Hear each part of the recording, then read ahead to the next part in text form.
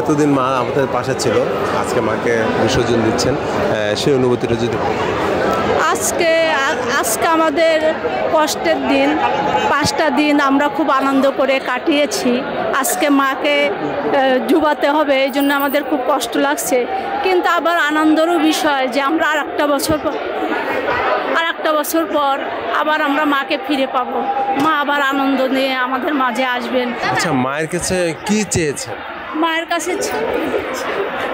মায়ের কাছে চেয়েছি যে মা, যে সমাজে যত অশান্তি, বৈষম্য, এই বৈষম্য মুক্ত হয়ে যাতে আমরা সবার মধ্যে একটা সমতা থাকে, সব মানুষের মধ্যে যেন কোনো ভেদাভেদ না থাকে, আমরা সমতায় ভাবে চলতে পারি।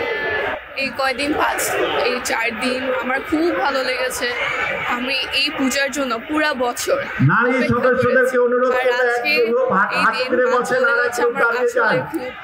দুঃখ, আমার খুব কান্না আসছে। পুরা বছর এই যে মার জন্য অপেক্ষা করলাম, আর আজকে বিদায় নিতে হবে। আপনার কি কোনো প্রিয় মানুষ আছে, তার জন্য কিছু চেয়েছেন? না, ওরকম নেই, বাট আমার মা বাবার জন্য অবশ্যই ওরা সুস্থ থাকুক। আমার বন্ধু বান্ধব যারা আমার বেস্ট ফ্রেন্ড, তাদের জন্য আমি চাচ্ছি, মার কাছে চাচ্ছি, প্রার্থনা চাচ্ছি যে তাদেরকে সুস্থ রাখুক, অ্যান্ড আমার যেন জীবনে সার্থক হয়।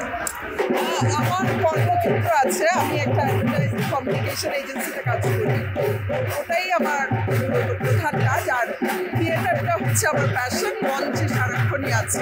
মায়ের কাছে কি চেয়েছেন আর মাকে যে বিদায় দিচ্ছেন কিরকম লাগছে?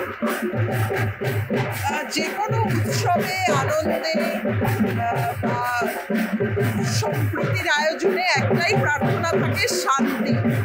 বিশ্ব জুড়ে যে হানাহানি, ধ্বংস, যুদ্ধ, প্রতিহিংসা, এগুলো দূর করে যেন সবাই মিলে একটা সুন্দর সমৃদ্ধ বিশ্ব করতে পারি, এটাই প্রার্থনা।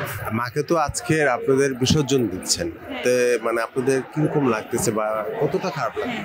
মাকে বিসর্জন দিচ্ছে, অবশ্যই কষ্ট লাগছে, কিন্তু নেক্সট ইয়ার যে পূজা আবার আসবে ওইটার এক্সাইটমেন্টও আছে, মানে ওইটার এক্সাইটমেন্টেই অপেক্ষা করে থাকবো নেক্সট ইয়ারের পূজার জন্য। মার কাছে চেয়েছি যে যাতে ভালো থাকি, সুস্থ থাকি, এটাই চেয়েছি। না,